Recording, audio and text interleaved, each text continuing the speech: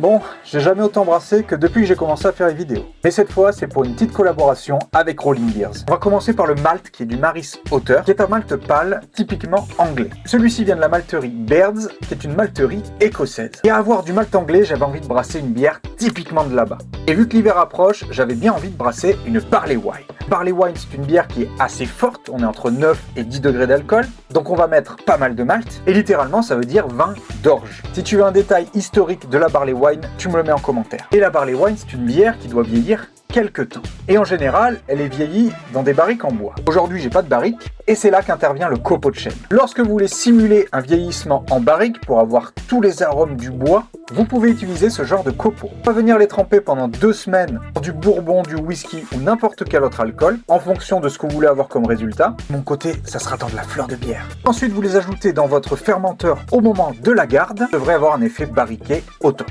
Petite mention sur le sachet de levure, c'est pas un fabricant que j'ai l'habitude d'utiliser. Le VHC et le packaging est plutôt quali. En tout cas, j'ai hâte de brasser tout ça. La vidéo brassage sortira lundi. Mets-moi en commentaire s'il y a des aspects du brassage que tu as envie de voir. Tu t'abonnes pour tout savoir sur la bière et pas louper ce brassin. Et moi, je vous dis à bientôt.